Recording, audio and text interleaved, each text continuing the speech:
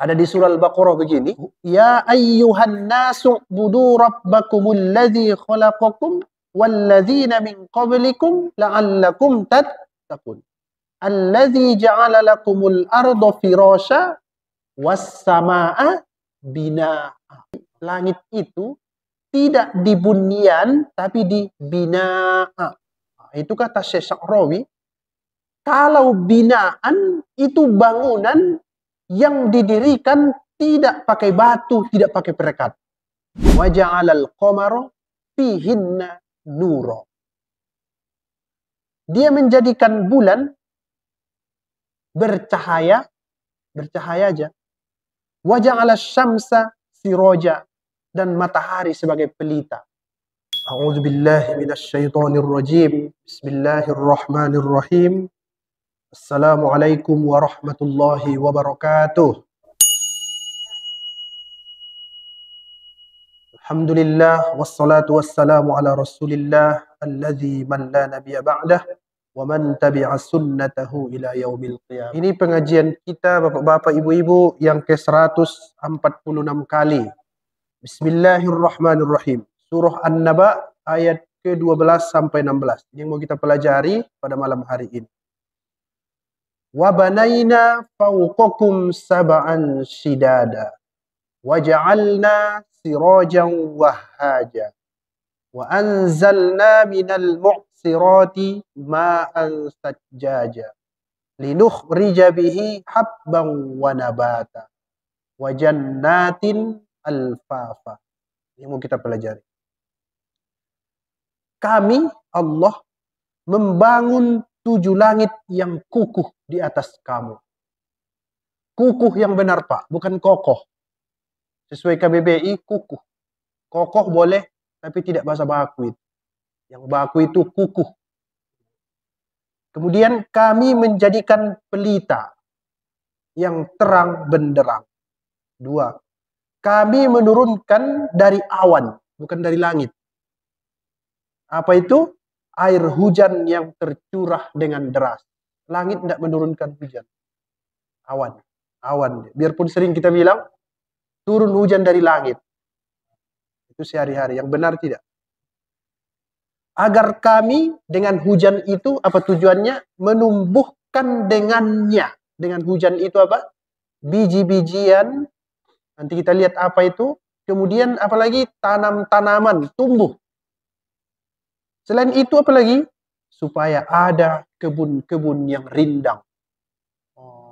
Bapak Ibu sekalian, 2 minggu yang lalu kita belajar tentang nikmat Tuhan di dunia ini. Ada gunung segala macam.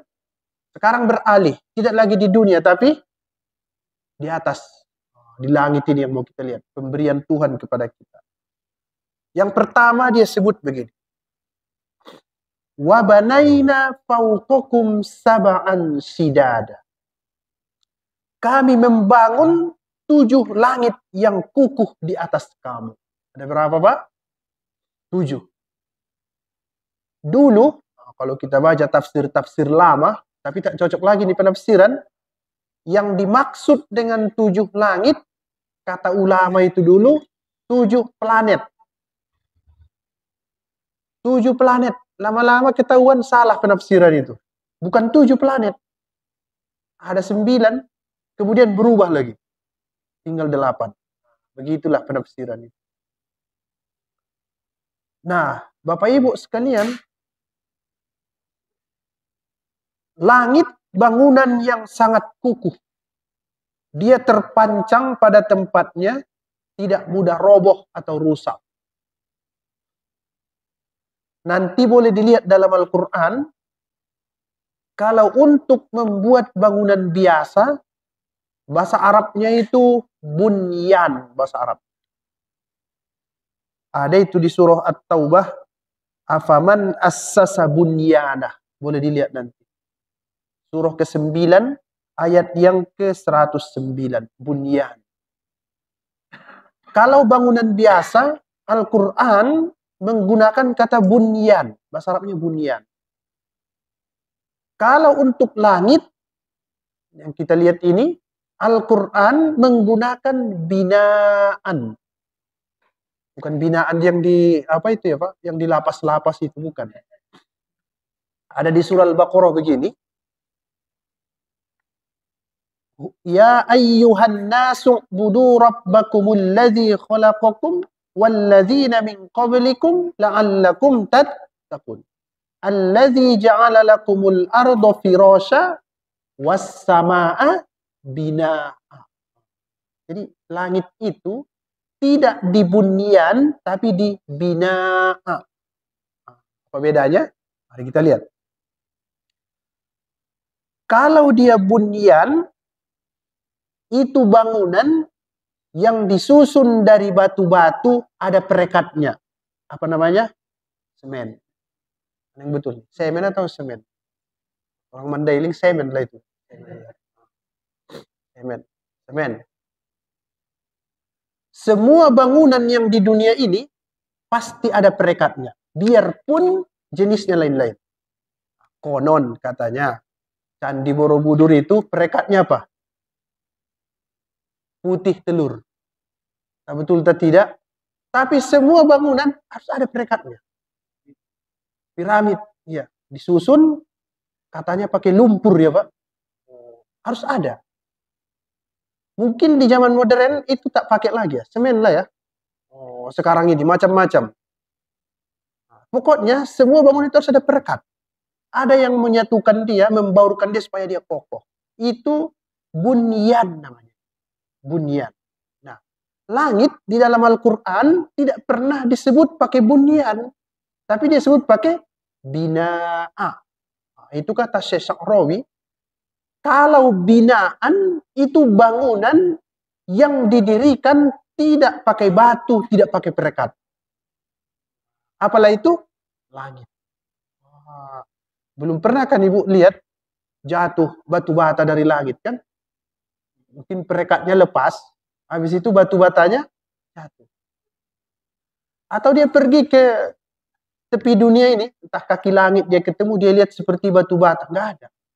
Karena Al-Quran menyebut langit itu bukan bunyan, tapi binaan. Itu bedanya. Bunyan dengan bina.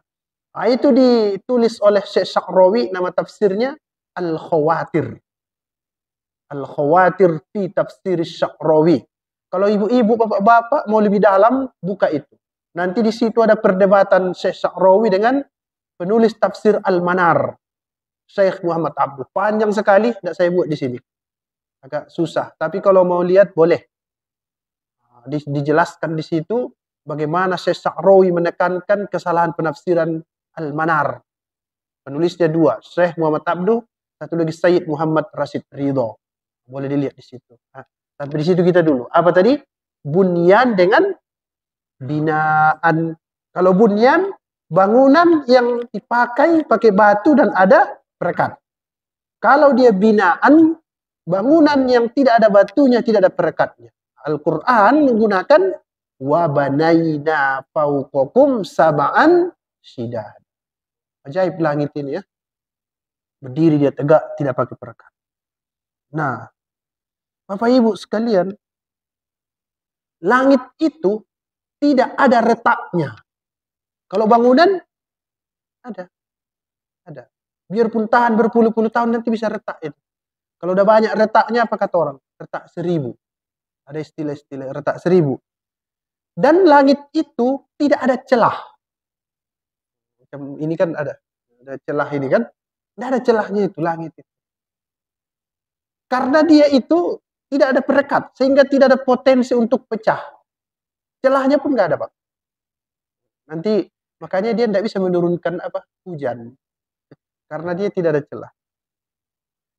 Yang lebih ajaib lagi, dia bangunan yang tidak terpengaruh dengan silih bergantinya malam.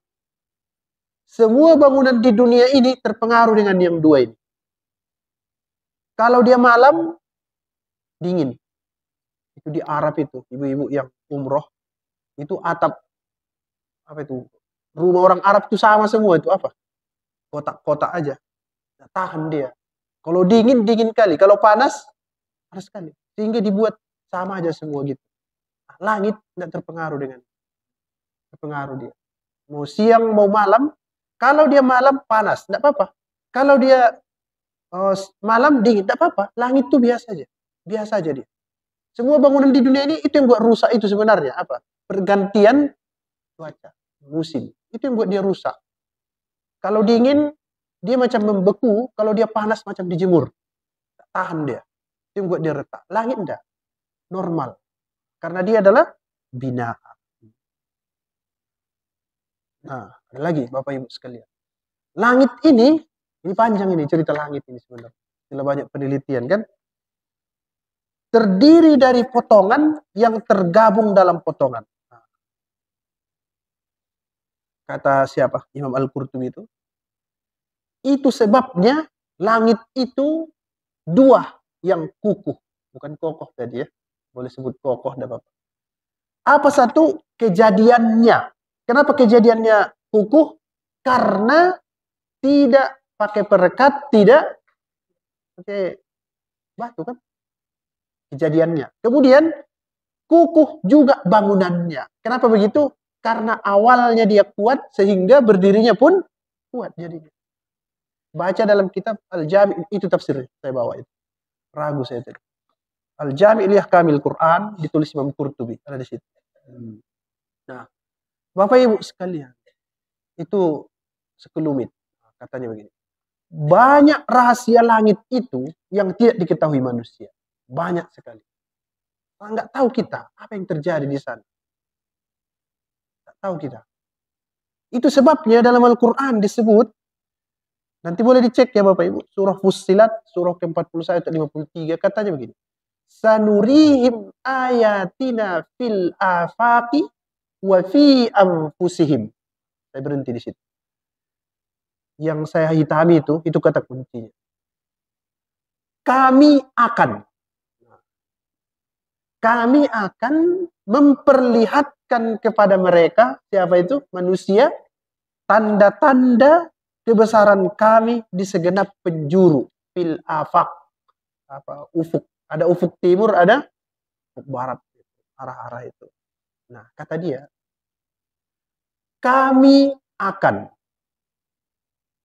Itu maksudnya, Pak.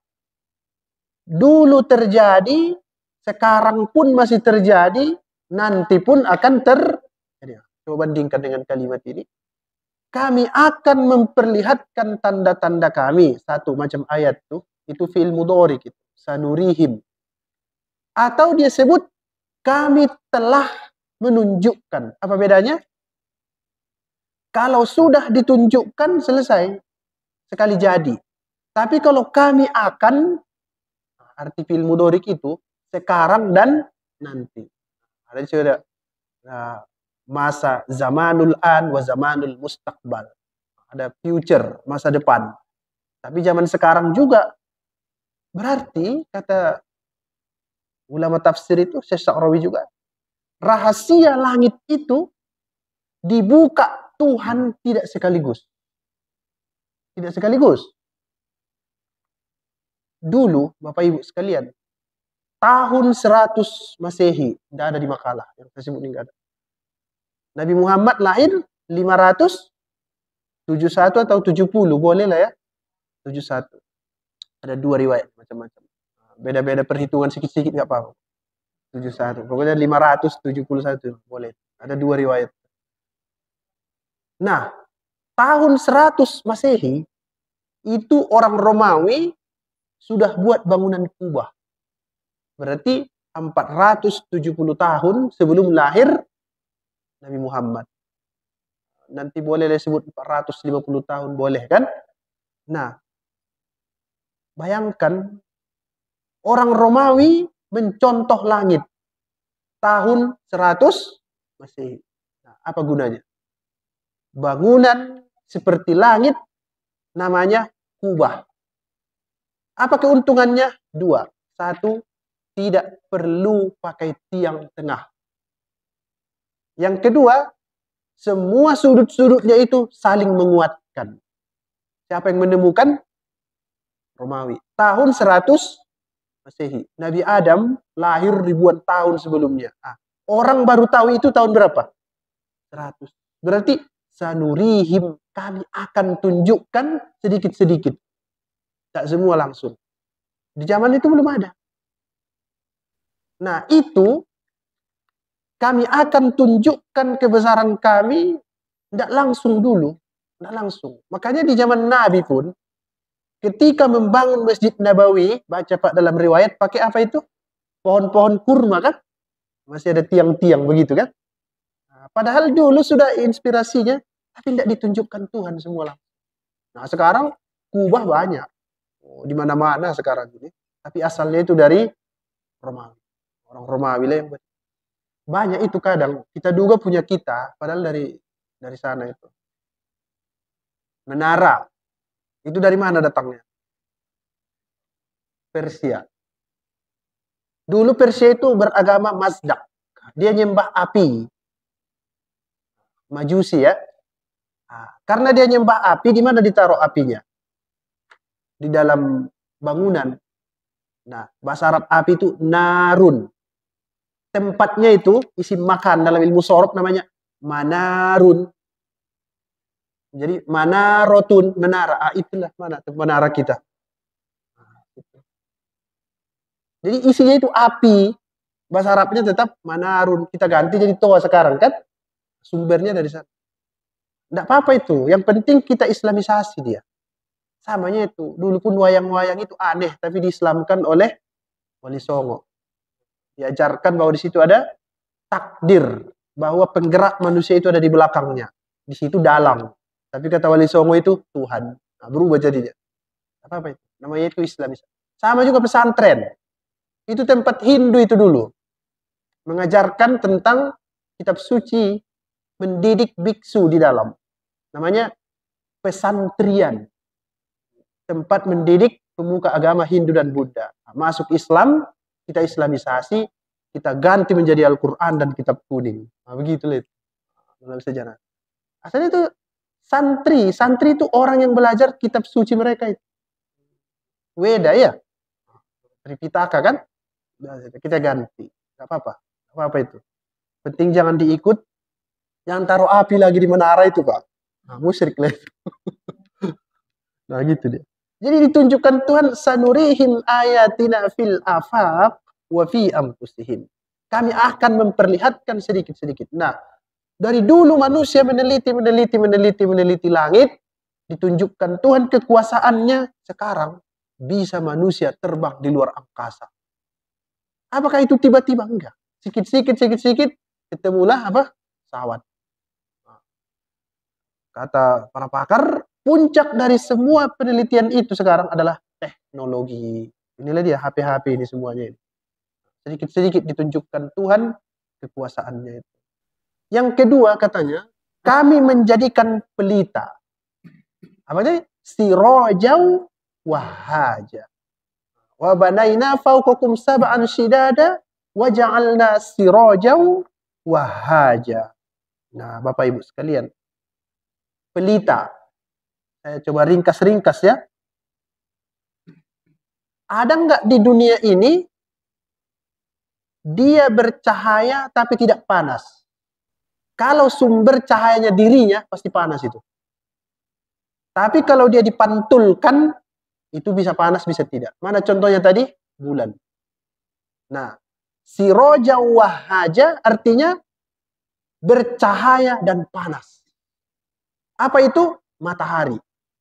Itu matahari itu ada cahayanya, ada panasnya. Itu namanya sirajau wahaja. Itu maksud ayat itu. Wa ja'alna sirajau wahaja. Nah, macam-macam Bapak Ibu sekalian penafsirannya itu. Nanti baca di situ di tafsir Qurtubi itu banyak sekali di situ penafsiran-penafsirannya. Ada yang mengatakan itu gemerlapan. Betul itu, betul. Gemerlap itu matahari itu. Nanti kalau siang coba pandang. Tahan lama itu, tapi tuh, gemerlap itu kan. Kemudian boleh juga kan muniron mutala'laan, yang bersinar berkilauan. Ini biasanya di situ matahari kita tengok air. Bagaimana dia? Muniron mutala'laan. Kata Qurtubi begitu. Dia berkilau-kilau ya Pak ya. Macam apa begitu kan? Namanya itu sirajau wahaja. Nah, Bapak Ibu sekalian,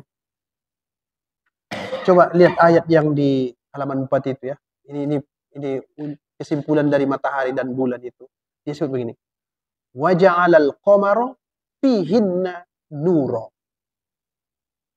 Dia menjadikan bulan bercahaya aja. Wa ja'alas syamsa siraja, dan matahari sebagai pelita. Ada pelita. Kalau kami lampu telnong-telnongnya ini. Nah, apa itu? Di bawahnya ada minyak, di atasnya ada sumbu, baru api. Dua ciri khasnya itu. Bercahaya dan panas. Kalau nggak percaya, tutunglah tanganmu ke apanya itu. Itulah dia. Namanya itu apa tadi? Siroja. Kami menurunkan dari awan air hujan. Dari sana. Bahasa Arabnya al-mu'sirat. Mu'sirat sama dengan wal asri. Sama kan Bu? Mu'sirat wal asri. Sama nggak hurufnya?